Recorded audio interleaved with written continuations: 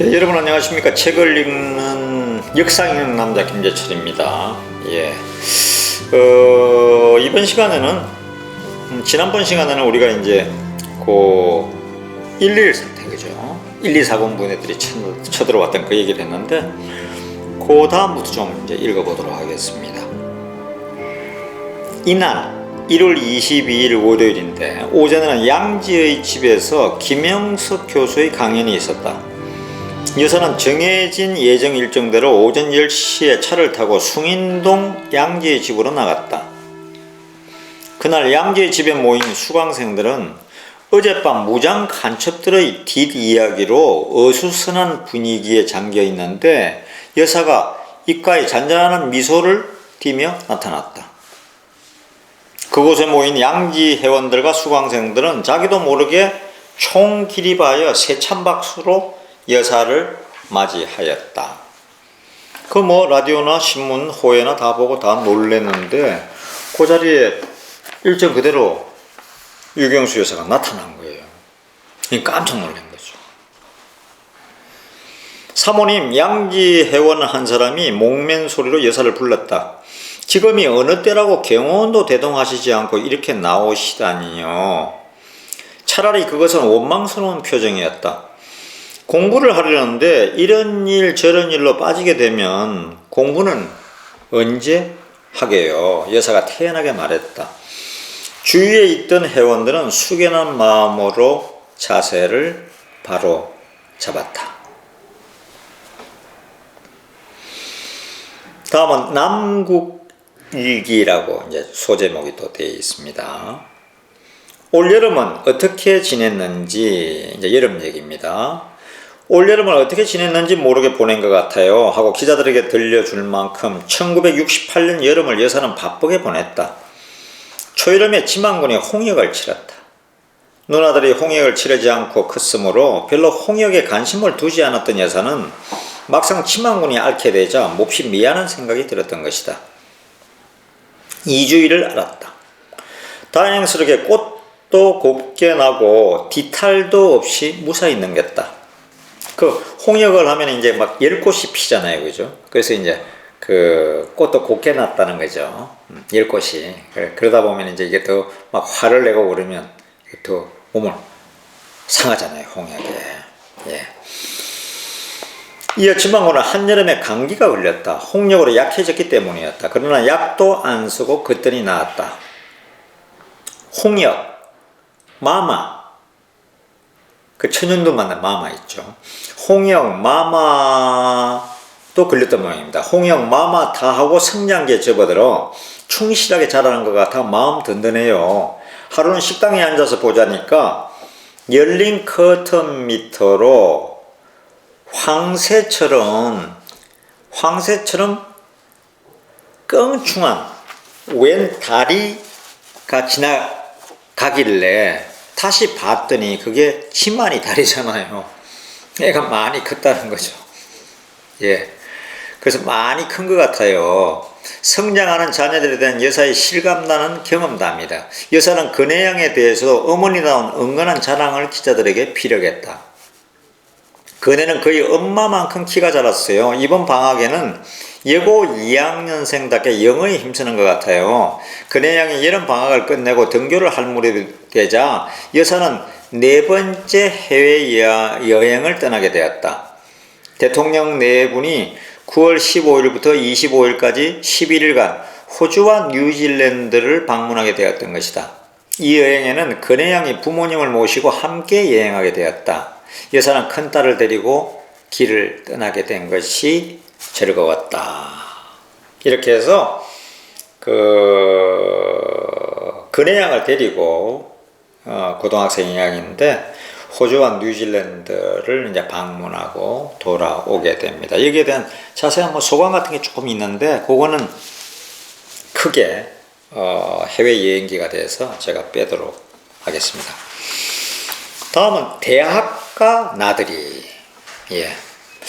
이 대학가 나들이는 유경수 여사가 시간이 있을 때마다, 그 당시는 왜 학생 시위나 시위가 아주 많았잖아요. 월남 파병이다, 그 다음에 한일회담이다 해가지고, 특히 한일회담도 말할 거 없고요. 월남 파병도 65년부터 월남을 파병하니 안 하니 해가지고 아주 시끄러웠거든요. 근데 우리 대한민국으로 볼 때는 이 한일회담이 성사가 돼서 일본으로부터 자금이 들어오고, 그게 또 들어오면서 기술이 들어오잖아요. 그래서 우리가 1차 경제개발 5개년 계획을 이렇게 가고 2차 경제개발 5개년 계획을 가면서 그 자본과 돈만 가지고도 안 되잖아요. 기술을 익힐 수가 있었죠. 또 하나는 여러분 다 알다시피 독일에 간호원하고 강부들이 갔다 오면서 수많은 큰 돈이 들어왔고요. 그거보다 더 큰 건 월남전이었죠. 예. 월남전에서 자유우방에서 우리가 월남전에 65년부터 해서 73년인가 이제 철수를 하게 되는데, 한 8년간 거의 병력 규모로 보면은 거의 병력 규모만 해도, 그러니까 다른 우방국들은 뭐 옆에 있는 태국이다 뭐다 뭐 불과 몇백 명이에요. 호주나 이런 데가 조금 한 천몇백 명, 2,000명 선 같고요. 그러니까 미국으로서는 우리가 막 절실했던 거죠. 그래서 우리가 그래도 거기서 한 5,000명 정도가 돌아가셨습니다. 월남전에서 이래저래. 예, 5,000명 정도가 떠나셨더라고요. 사망했더라고요. 그러니까 연 인원으로 따지면 갔다 왔다 따지면 한 30만 명이 갔다 왔더라고요. 그런데 그때 그 사병들의 봉급이나 이런 걸 보더라도 이건 대령이다, 중령이다, 소령들 그 봉급을 이제 우리나라가 요구했죠. 전투수당. 그래가지고 그 전투수당이, 그래서 그 당시에 뭐 대령, 중령, 소령 이렇게 사병의 차이는 있는데, 그 당시에 우리나라 연 1인당 GNP가 100불도 안 됐거든요. 100달러도. 달랑 그 100달러짜리 한 장으로 보면. 그런데 그 전투수당만 모아도 한 400불, 500불이 되는 거예요. 일반 사병들도. 그러니까 굉장히 큰 돈을 다 송금을 해온 거죠. 그리고 현대건설 같은 경우 이제 거기 가서 다리 놓고, 이게 왜냐하면 우리가 거기 일본 베트남에 가서 이렇게 참전하는 대신에 모든 군수품, 옷이다, 뭐 가방이다, 그 다음에 거기 있는 그 텐트다, 하다못해 신발까지, 장화다, 몽땅 우리나라에서 생산해서 갔거든요. 그 돈이 얼마입니까? 또 거기 다리 놓고 집 놓고 뭐 막 해야 되잖아요. 그 현대건설 같은 데서 맡았다고요. 기술은 기술대로. 다리 같은 공법을 미국에서 이제 이거 원조하면서 돈만 가지고 안 되잖아요. 다리를 만드는 기술을 가르쳐줘야 우리가 그 다리를 낳을 거 아니에요. 전쟁터에서. 그거 다 배운 거예요. 예. 그 다음에 또 군용, 찝차다, 버스다, 특히 이제 무기. 예. 그 당시에 우리나라 저거밖에 없어요. 미군들이 카빈 소총 이런 거밖에 없었잖아요. 그러니까 에만총. 그 다음에는 이제 미군들이 쓰는 박격폭탄 이런 거, 탱크. 그걸 우리가 분해를 해가지고요. 나중에 그게 기록에 보면 분해를 해가지고 하나 가져와서 우리가 그걸 배우는 거예요, 기술을. 그러니까 우리가 자주 국방을 할 수 있는 기반을 마련하기 시작했죠. 전투기 같은 것도 들어오잖아요. 미군이 안 줄 수가 없잖아요. 우리가 그러면 안 하겠다는데. 그래서 우리의 수많은 분들이 월남전 때문에 나라를 위해서 희생을 했지만은 지금 대부분 국립묘지에 계시죠. 그렇지만 큰 나라로 봐서는 정말 그분들 덕에, 그리고 박정희 대통령의 그 결단 때문에 우리가 지금 이렇게 대한민국이 잘 살 수 있는 기반이 확실하게 마련됐던 것입니다. 그 돈으로 고속도로 넣고, 서울부산 고속도로 그 돈으로 닦고, 그 다음에 농민들이나 걱정도 항상 옛날엔 천수답이라고 그러잖아요. 전부 다 비 오기만 기다리고 있잖아요. 비 안 오면 그냥 다 곡식 심하게 하면 타버리는 거죠. 그죠? 쫙쫙 갈라지면서.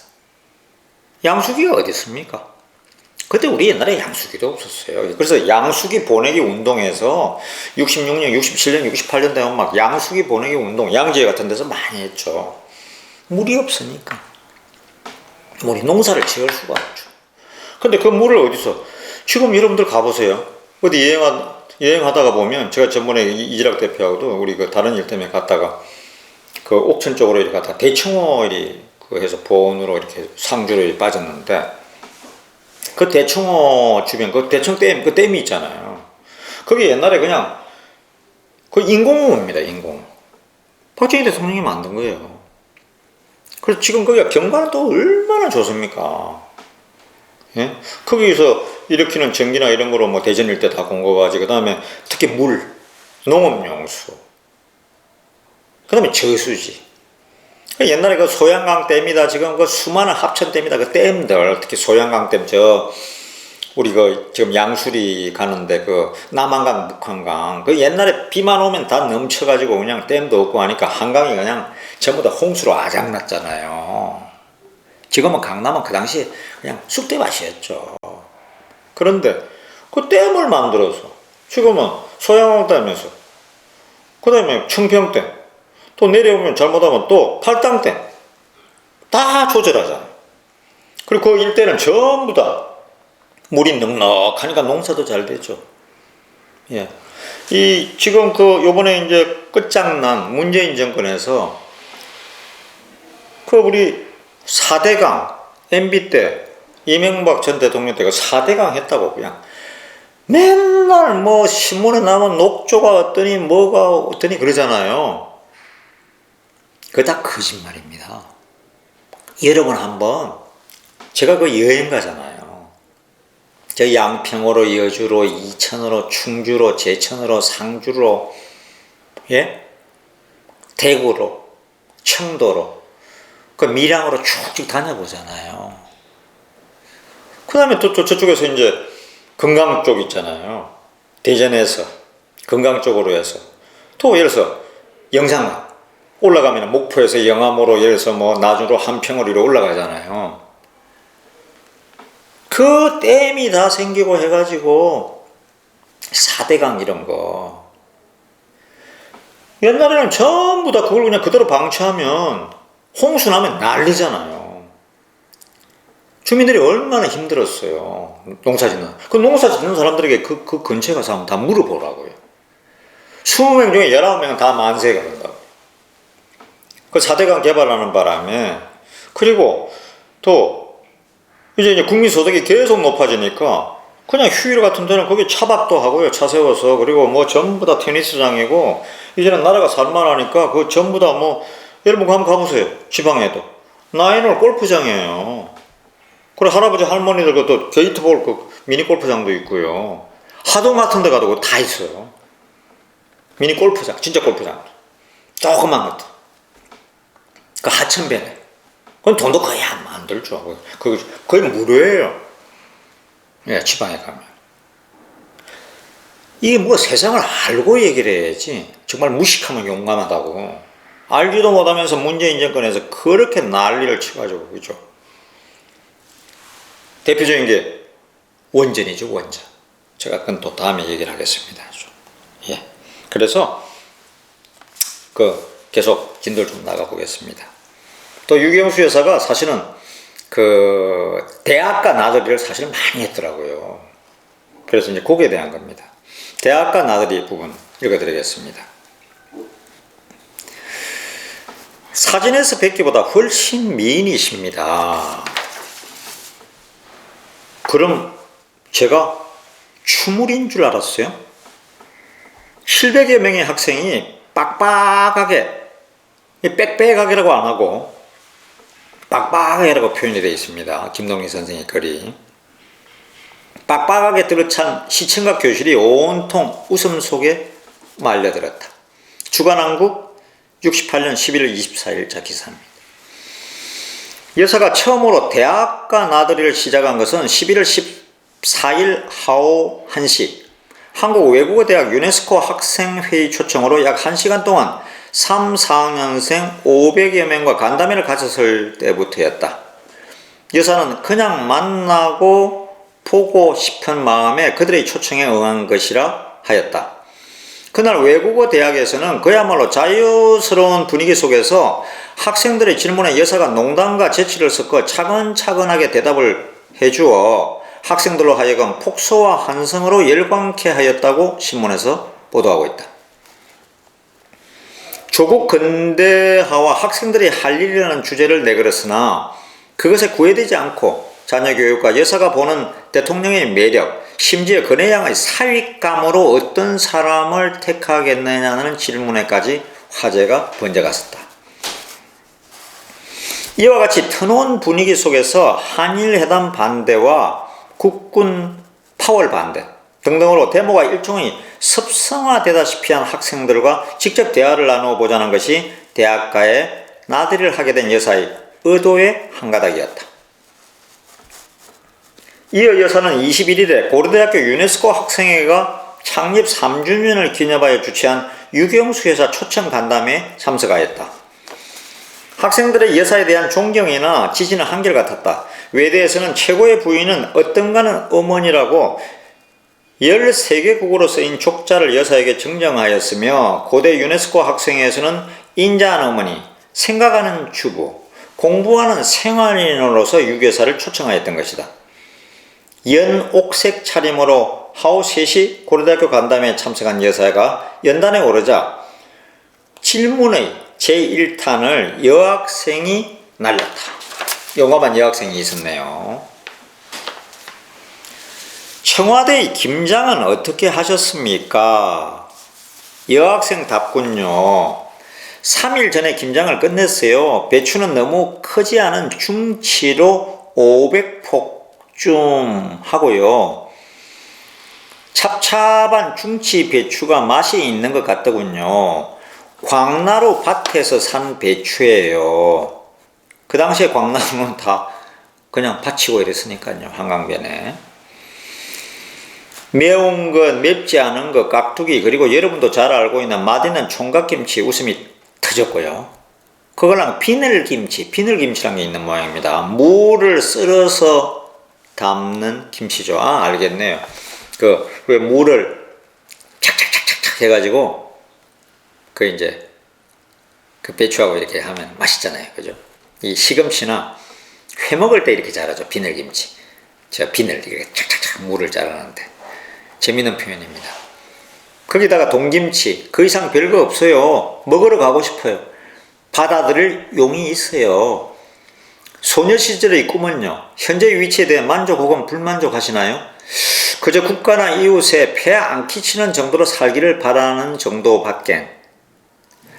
현재의 위치는 대통령과 혼인한 동기나 내 성격으로 보아 기대에 어긋난 거죠. 조용히 가정을 지키는 행복을 바랬는데 이렇게 할 줄 모르는 이야기를 여러분 앞에서 하게 됐다는지 하는 것 다 원치 않았던 일이죠.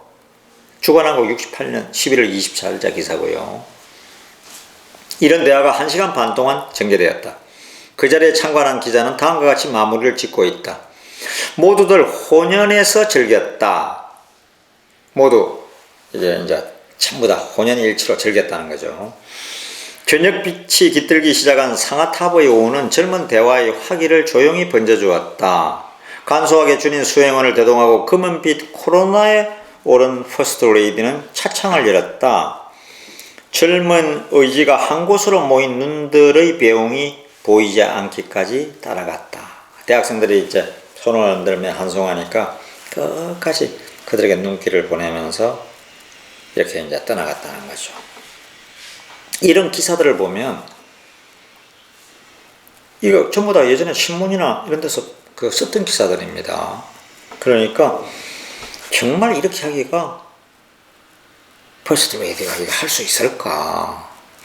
그래서 지금도 뭐 여론조사나 뭘 해도 유경수 여사가 항상 1등인 것 같아요. 거의 그냥 80%를 유경수 여사가 퍼스트 레이디 85%가 1등이고 나머지 분들이 2%, 3%, 뭐 1%, 0.1% 쪼개가는 것 같아요. 그 다음 퍼스트레이들도 참 부담되시겠어요, 항상. 예, 유경수 여사 때문에. 그래도 그 반의 반이라도 쫓아가도록 노력은 계속 국민들을 위해서 하셔야 된다.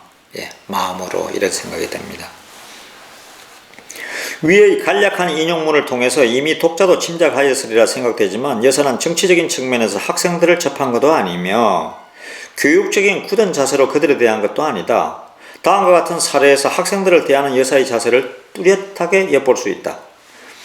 여사가 72년 5월 12일 경희대학교를 방문하였을 때의 일이다. 어느 여학생이 71년 10월 데모 때 제적된 5명의 학생들에 대하여 어버이 같은 사랑으로 공부할 기회를 주도록 그들의 구제를 호소하였다. 예, 이게 72년 5월 경희대를 방문했을 때 얘기입니다. 71년도 이제 데모 때 제적된 학생을 좀 구제해달라는 거죠.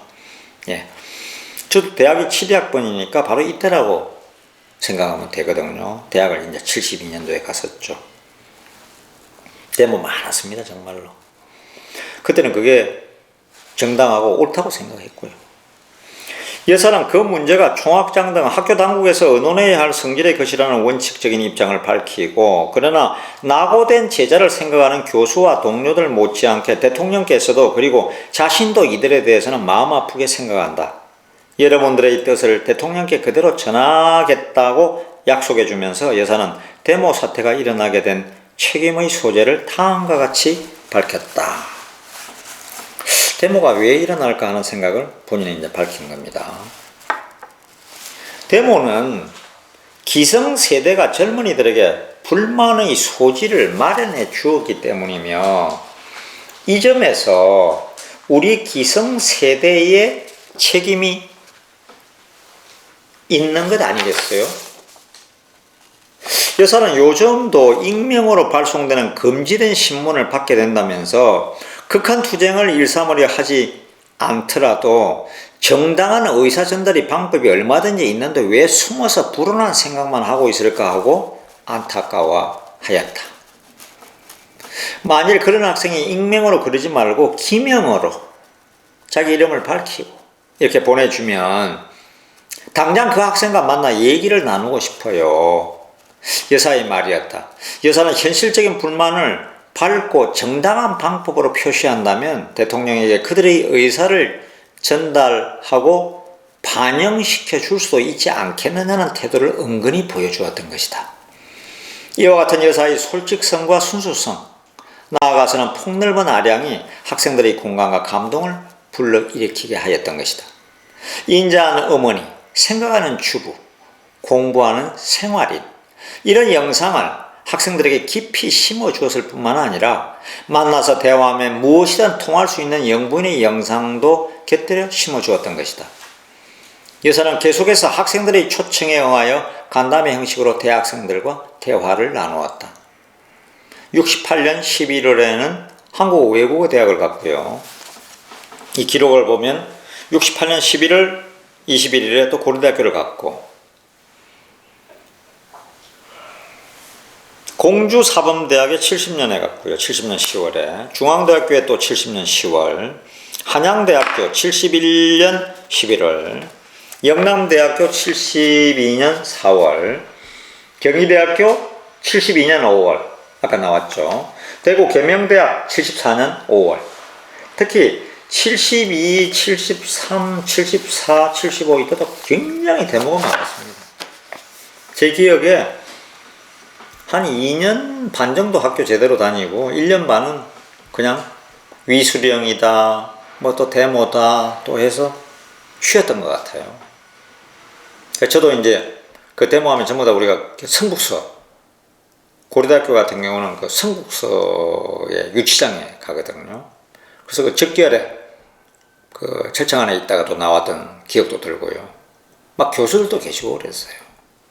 예, 참으로 어려운 시절이었던 것 같습니다. 그 외에도 숙명여자대학교, 이화여자대학교, 효성여자대학, 광주조선대학교 등을 순방하였다.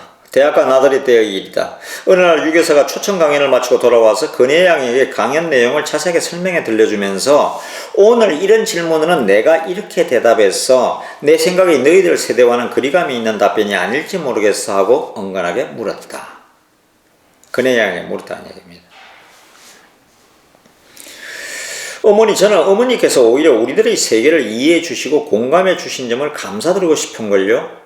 제가 그 자리에 있었던 학생들의 입장에 서 있다 하더라도 어머님의 자상하심에 고마움을 느꼈을 거예요. 이처럼 티 없이 맑게 웃는 모습. 이렇게 이제 언론에서 표현을 했습니다. 그리고 부부싸움은요. 이게 이제 그 학생들과 이제 우리 학생들과 이제 유경수 여사의 대화 내용, 요게 이제 근혜양 요 다음이 나와 있네요. 그래서 그걸 한번 읽어보겠습니다. 의록이라고 지금 표현이 되어 있는데, 의록의 보석 상자 이렇게 표현되어 있네요. 왔다 간 얘기들 이제 그대로 옮겨놓은 겁니다.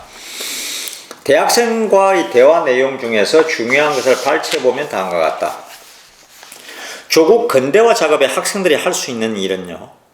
학생들의 합리적 사고방식과 과학적인 생활 태도로 기성세대가 실천하지 못하는 병폐와 낭비가 많은 우리 생활을 용기 있게 개선해 나가는 것이 조국 근대화를 돕는 일이에요.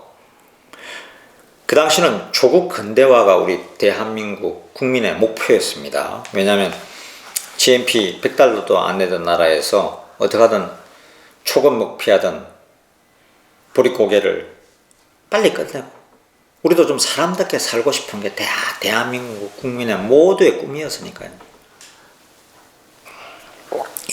설마 그런 날이 올까? 그런 생각도 많이 했죠. 저도 대학 때 72학번이니까 72학번이니까 대학을 졸업하고 군대 갔다 와서 그때 MBC 문화방송에 공채기자로 시험을 보고 입사를 했는데 그때까지만 하더라도 내가 회사에 취직을 해서 월급을 받아서 내 차를 산다. 이거를 꿈꾼 사람은 100명 중에 3-4명밖에 없었습니다. 차를 어떻게 삽니까? 대한민국에서 내가 내 차를 그게 사가지고 운전을 한다는 게. 근데 제가 79년 12월 1일 날 입사를 했는데 제 기억에 83년인가 4년인가 제가 차를 샀거든요. 그때 포니인데 포니 중고차를 샀죠. 지금 생각하면 한 100만 원 주고 샀던 것 같아요. 그 당시 큰 돈이었습니다. 왜냐하면 역촌동이나 가련동, 녹번동 쪽에 40대여섯 평짜리 집이 한 2,500만 원 정도 했나 하는 게 제 기억입니다. 제가 결혼을 80년에 해서 그런 생각이 들거든요. 그만큼 우리 대한민국이 생각할 수 없을 정도로 빠르게 발전했던 거죠. 요즘 문제는 뭡니까? 경제는 엄청나게 빠르게 발전을 해서 그냥 71년도에 나중에 가면 71년도에 10억 불 수출, 77년도에 100억 불 수출. 77년도에 1인당 국민소득이 1000불이 되네요. 1000불. 71년도에서 77년도 6년 만에 수출은 또 10억 불이 100억 불이 됐으니까요. 또 10배가 늘어났어. 너무 빠르게 발전해서 대한민국은 지금은 세계 무역대국의 엄청난 나라가 됐는데 다들 걱정하는 건 우리의 정신이 그만큼 따라가지 못한다는 거죠.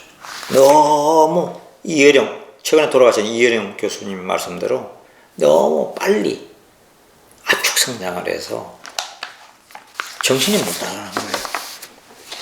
그래서 앞으로는 그야말로 이 새 시대가 또다시 왔으니까 공정과 상식, 예의, 그죠?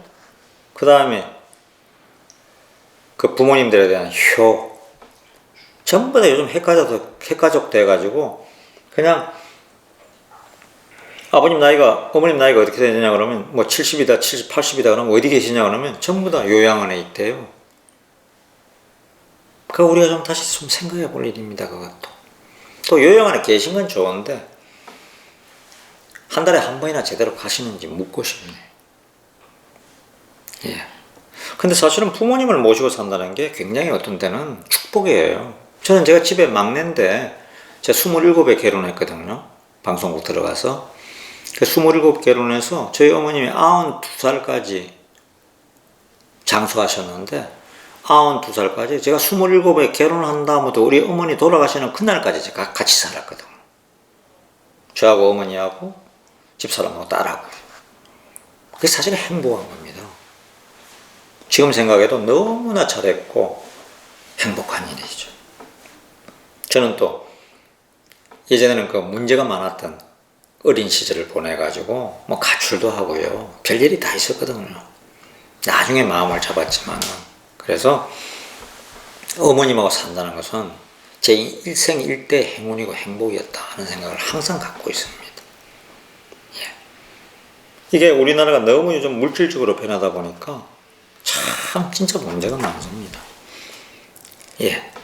그래서 그 당시는 그 조국 근대화라는 이런 절체절명의 심하게 뭐 밥을 굶으면 안 되니까 이런 보릿고개를 빨리 벗어나야 된다. 그래서 국민들이 그게 최대 우리 국민들의 희망이었죠. 또 계속해 보겠습니다. 조국 근대화 얘기를 하니까 조국 근대화 작업에 학생들이 할 수 있는 일은 뭐예요? 뭘까요? 하니까 학생들이 합리적 사고방식과 과학적인 생활 태도로 기성세대가 실천하지 못하는 병폐와 낭비가 많은 우리 생활을 용기 있게 개선해 나가는 것이 조국 근대화를 돕는 일이에요. 제가 다시 한 번 더 읽어드렸습니다. 그럼 구체적인 예로는요. 비관한 예로 관혼상제 같은 것을 들 수 있겠지요. 관혼상제를 간소화해야 한다는 걸 기성세대는 다 알고 있지만 용기가 없기 때문에 실천에 옮길 수 없는 거예요. 내가 만일 여러분 같다면 집에서 친지나 모시고 저희 결혼했습니다 하는 인사나 드리고 조촐하게 끝내는 멋진 혼례를 치러 보겠어요. 결혼 청첩장을 내는 일에 대해서는요. 남의 축복에만 의지하여 축복을 받으려는 결혼은 진정 행복한 것이 될 수 없겠지요. 참 좋은 말입니다. 해마다 나가는 대학생들의 농촌 봉사활동에 대해서는 어떻게 생각하시나요? 하니까 한마디로 큰 도움이 되죠. 한 가지 개선해야 할 점은 과거와 같듯이 산발적이고 기본적인 봉사에만 그쳐서는 안 되고요. 한 부락이 자립할 때까지 꾸준하게 계속해가며 서신 연락 등을 통하여 농촌의 비합리적이고 비과학적인 사고방식이나 생활양식을 바로잡아주며 봉사기간 중에서도 환경미화 작업이나 청소 등은 그 고장 사람들에게 맡겨야 됩니다. 적어도 대학생들이 농촌에 나가서 봉사할 일은 좀 더 실질적으로 부업을 할 수 있는 것을 가르쳐주고 길을 터줘야 돼요. 수익성이 있는 것을 지도하게 되면 그것이 매체가 되어 정신적인 지도로 효과를 거둘 수 있죠. 다음에 이제 새마을운동에 대해서도 이런 식으로 생각을 했던 거죠. 이거는 이제 대학생 농촌 봉사활동에 대한 얘기입니다. 너무 어타심을 심어주지 말라는 거죠. 그분들에게. 그분들도 할 일 해야지. 그래야. 그리고 이렇게 가르쳐줘서 그게 이걸 하면 부업이 되네. 돈벌이도 되네. 하는 걸 가르쳐주라는 거죠. 그죠? 그런 말 있지 않습니까? 고기를 퍼다 주면 뭐합니까? 이 문재인 정권에서 계속 퍼줬잖아요. 그 계속 퍼주면은 그냥 먹고 나면은 또 손 내미는 거예요. 더 안 줘? 예? 이번에도 그냥 계속 퍼주고 있었잖아요. 그러다 보면 그냥 전부 다 그것만 바라고 있는 거예요. 사람이라는 게 그렇습니다. 저부터. 예. 고기 잡는 법을 가르쳐 줘야죠. 기계를 돌려서 국수 틀을 돌려서 국수를 뽑는 걸 가르쳐 줘야죠. 그리고 그 국수를 팔게 하고. 이런 얘기입니다. 남편으로서 대통령은 몇 점이나 됩니까? 대통령직이 15점을 앗아가서니 한 85점 되겠네요.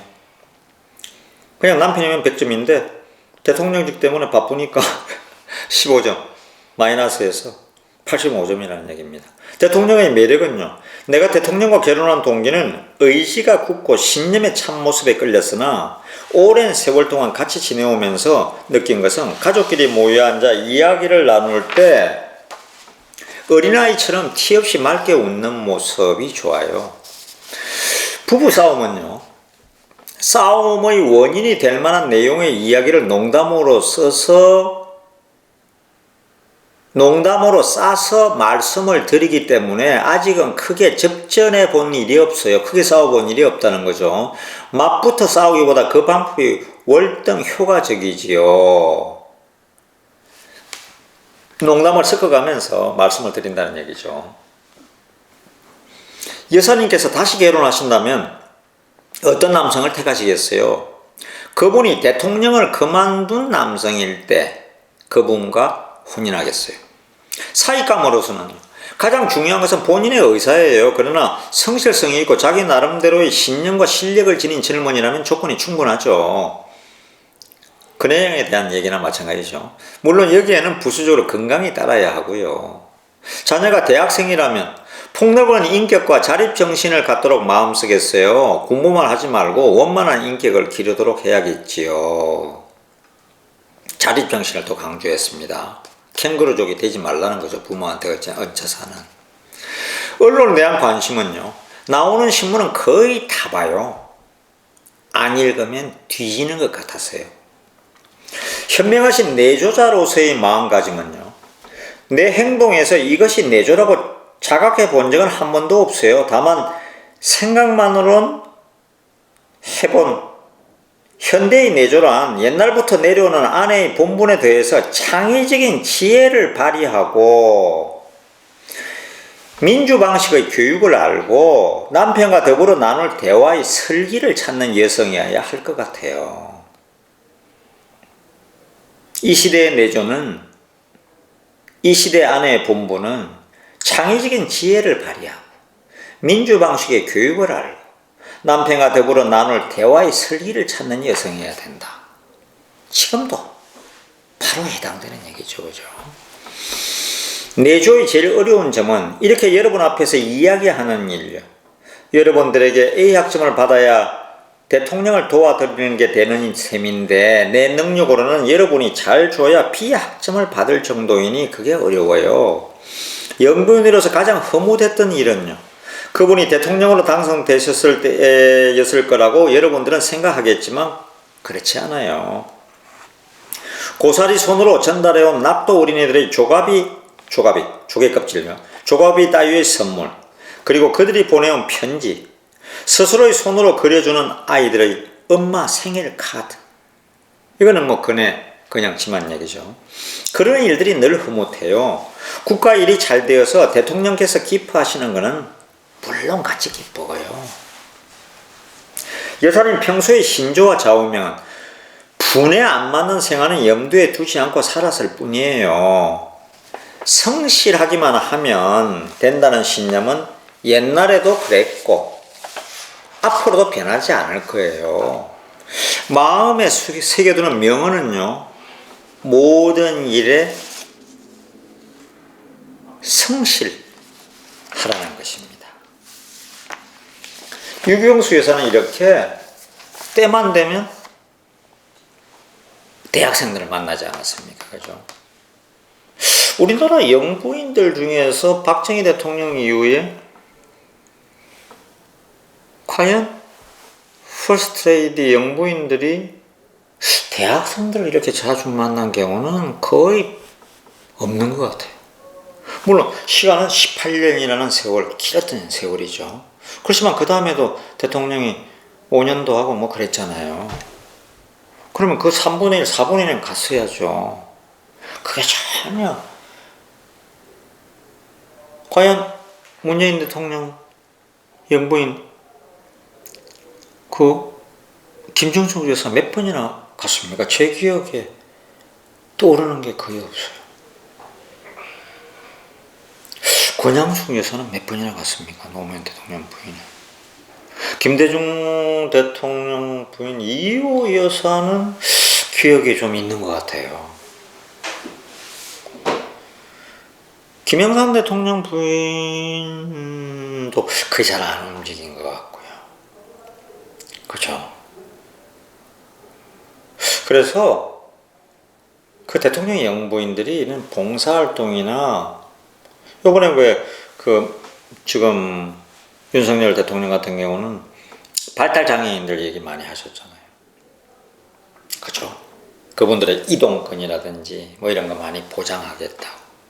그러니까 또 김건희 여사 같은 분은 코바나 컨텐츠라고 이제 예술적인 쪽에 많이 이제 일을 하신 걸로 아는데, 그러면은 이런 지적 발달 장애인들, 그다음에 이런 장애인들에게 예술적인 그런 걸 좀 전해주고, 또 나이 많은 노인들 말이죠. 요즘 굉장히 힘들지 않습니까? 대한민국의 노인들이 가장 10명 중에 뭐 4, 5명이 다 생활도 제대로 못할 정도로 돈 때문에도 힘들어 하시잖아요. 그분들을 뭐 보살피는 일들이라든지 이런 걸 조금씩 해주시면, 그냥 꾸준히 해주시면 정말 좋을 것 같다, 이런 생각을 하게 됩니다. 오늘 또 들어주셔서 감사합니다.